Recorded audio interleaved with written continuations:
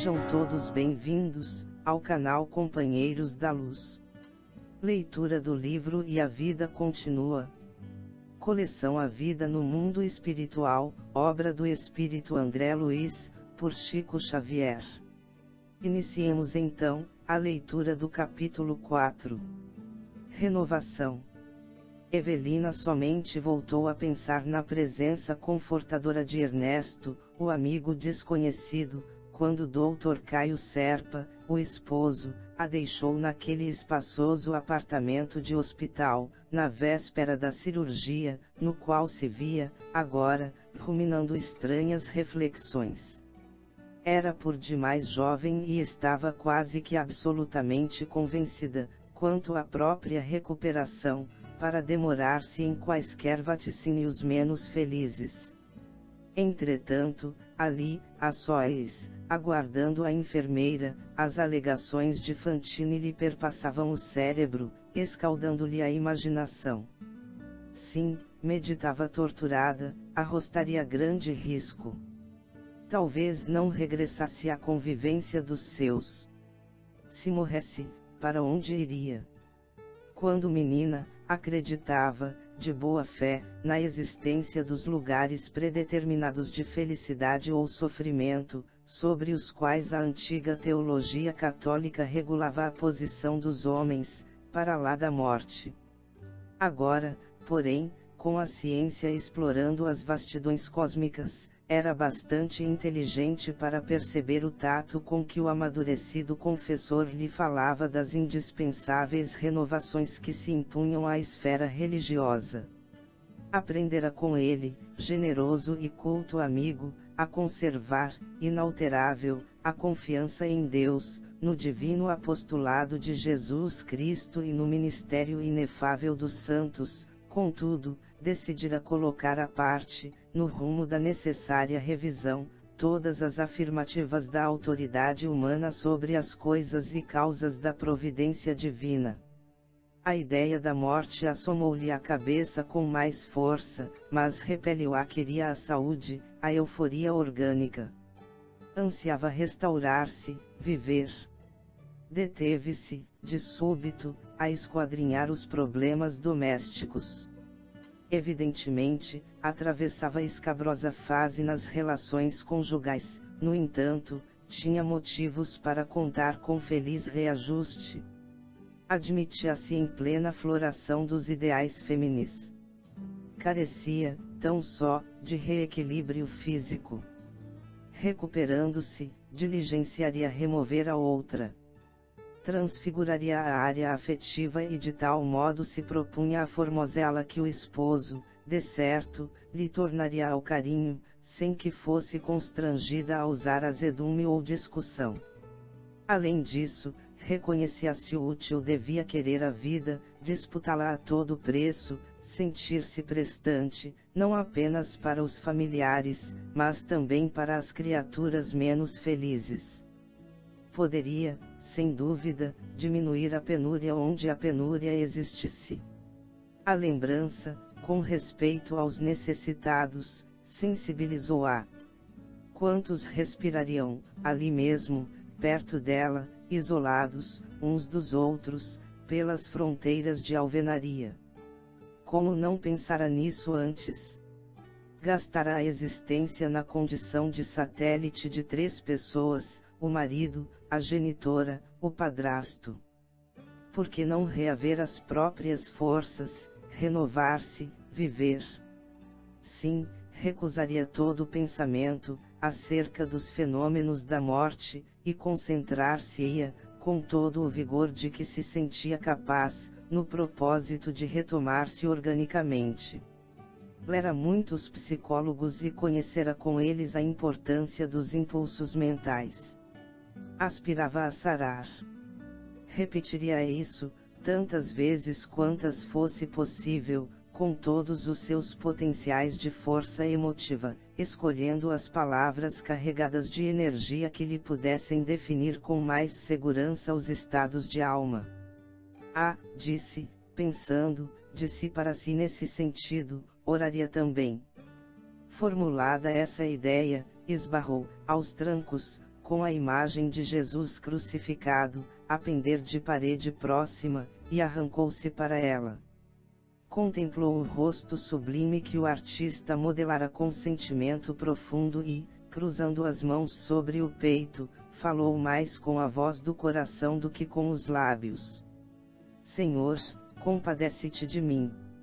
Nisso, porém, ao fitar aquela cabeça coroada de espinhos e aqueles braços pregados ao lenho do sacrifício, pareceu-lhe que o Cristo estimava surgir na memória das criaturas naquela figura de dor para lembrar-lhes a fatalidade da morte. Fundo abalo moral convulsionou-lhe os nervos, não mais sabia se lhe era lícito optar entre viver ou morrer e, escondendo o rosto entre as mãos, ajoelhou-se, humilde, à frente da escultura delicada, junto da qual pranteou copiosamente. Alguém despertou-a, de manso. Chorando porque, senhora? Diligente enfermeira vinha requisitá-la ao serviço pré-operatório. Evelina ergueu-se, enxugou as lágrimas, sorriu. Desculpe-me. Sou eu que a incomodo, senhora Serpa, rogou a jovem, perdoe-me se lhe perturbo as orações, no entanto, urge a prestar-se. Além disso, o esposo aguarda a ocasião para entrar. A doente obedeceu, ausentando-se do quarto, por algum tempo, e retornando, logo após. O marido esperava-a, folheando jornais do dia. Então bisbilhotou ele, fingindo-se bem-humorado: agora, o salão de beleza, amanhã, o retorno à saúde. A voz do Dr. Serpa evidenciava energia e brandura simultâneas. Advogado jovem, mas experimentado em relações públicas, exibia maneiras estudadas, conquanto simpáticas. Autêntico representante do tope social, não se lhe notava o menor desalinho. Justo, porém, dizer que o moço causídico se trancava no imo do ser, esforçando-se por manter oculta a feição enigmática da própria alma. Não estava ali, na estampa física, tal qual se mostrava por dentro. Não era tão somente um homem natural, simplesmente um homem natural, em cujo caráter o verniz acadêmico não conseguia extinguir, de todo, os resíduos da animalidade, compreensíveis em todas as criaturas da terra, ainda puramente naturais e humanas. Além disso, aos nossos olhos espirituais, patenteava sômbrias inquietações. Depois das primeiras palavras, quentes de ternura, abeirou-se da esposa e osculou-lhe os cabelos. Ela não dissimulou a própria alegria e conversaram em suave transbordamento afetivo. Evelina reafirmou com os lábios a certeza da recuperação próxima, enquanto ele dava notícias. Os sogros, em seu sítio no sul, esperavam boas novas da operação e lhes viriam ao encontro, oportunamente. Com certeza, não chegariam, de imediato, evitando alarme. Queriam dar à filha querida a convicção de que se achavam tranquilos, quanto ao tratamento em curso. E Caio desdobrava outros informes. Ouvira amigos médicos. Realizara interessantes estudos em torno da intervenção na suprarrenal. Quanto ao caso dela, Evelina, o cirurgião estava otimista. Que lhes faltava agora, senão o êxito, com a bênção de Deus? Regozijou-se a enferma, ao registrar-lhe a expressão bênção de Deus. Algo de novo estaria surgindo naquele estimado ateu de 30 anos. Monologava no íntimo. Caio se lhe afigurava, ali, mais atencioso, diferente. Simples de coração, não percebia que ele disfarçava.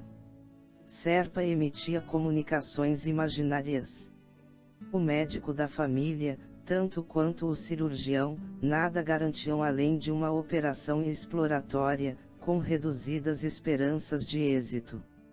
O próprio cardiologista, devidamente consultado, quase que desaconselhava o tentame, e só não o fazia porque a moça avançava, a passos largos, para a morte. De que valeria obstar uma providência que talvez a salvasse? O marido conhecia as preocupações em pauta, contudo, fantasiava argumentos confortativos, mentia piedosamente, comentando os exames, complementados de avisos francos, sobre a gravidade da situação. O advogado pernoitou no próprio hospital, na condição de acompanhante da enferma. Auxiliou a serviçal da noite, na administração de tranquilizantes precursores da anestesia. Dispensou à doente carinhos e cuidados, qual se ela fosse uma criança e ele o pai zeloso. No dia imediato, porém, fim da cirurgia, foi convidado a entendimento com o médico operador e, pálido, colheu a sentença. Evelina, segundo os recursos da ciência humana, dispunha tão somente de alguns dias mais.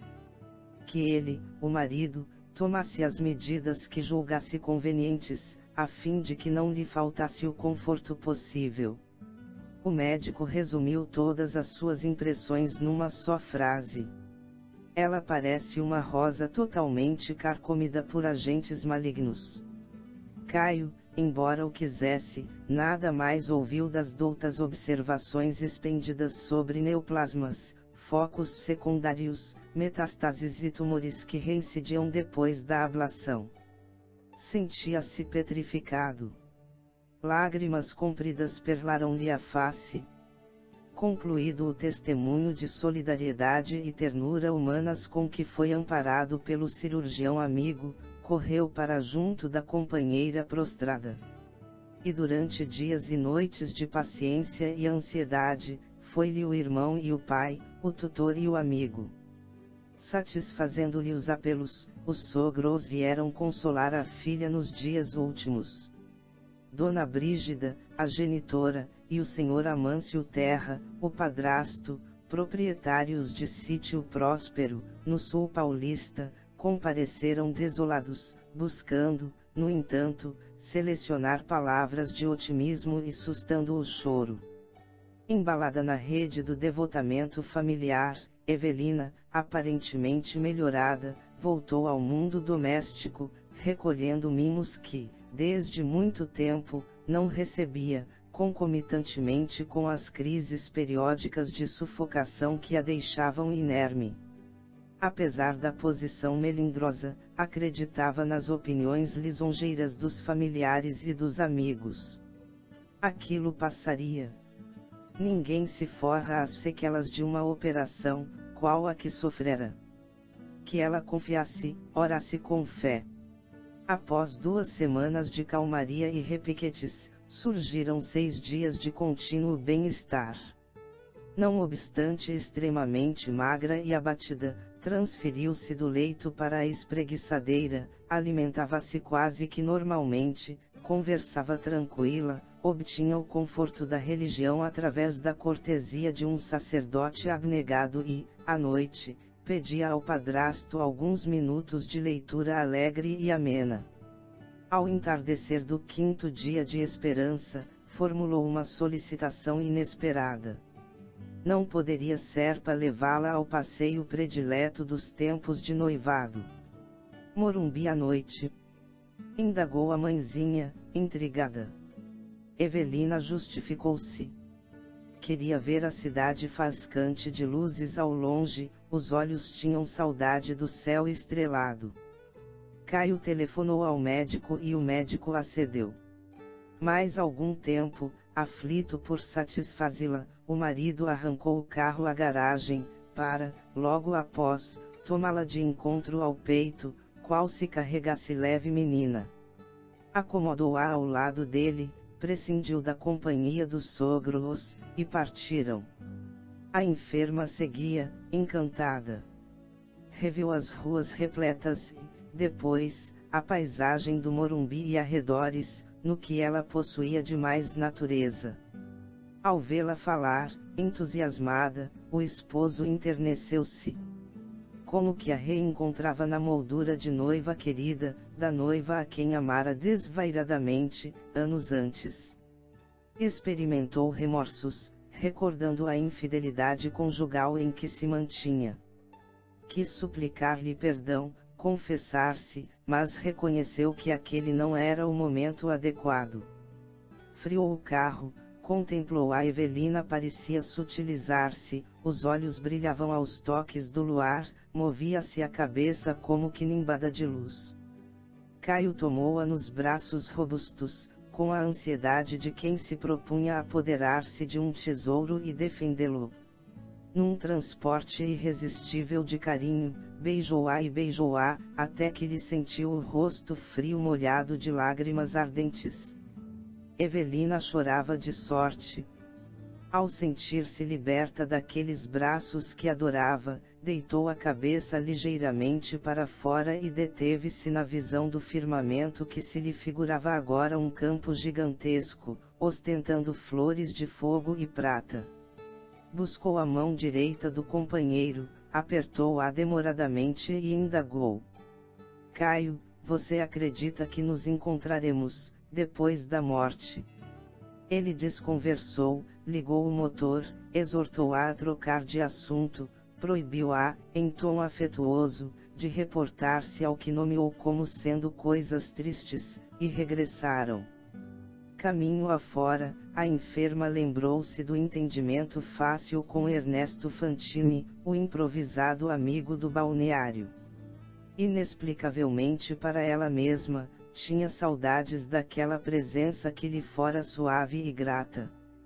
Sentia sede de permuta espiritual, aspirava a falar nos segredos da vida eterna e ouvir alguém, no mesmo tema e no mesmo diapasão. Naquele instante, porém, o esposo se lhe destacava na imaginação por estranho violino que não se lhe adaptava agora às fibras do arco. As emoções sublimes lhe esmoreciam no peito, a míngua de crescimento e repercussão. Preferiu, desse modo, escutar o marido, abençoá-lo, aprová-lo. Mais um dia sereno e, em seguida, Evelina amanheceu em crise. De angústia em angústia, com anestésicos de permeio, a jovem senhora Serpa atingiu a derradeira noite no mundo. Ante a mágoa profunda do esposo e dos pais, que tudo fizeram para retê-la, Evelina, fatigada, cerrou os olhos do corpo físico, na suprema libertação, justamente quando as estrelas desmaiavam na antemanhã, sobrerondando a alvorada nova. Chegamos ao final deste capítulo.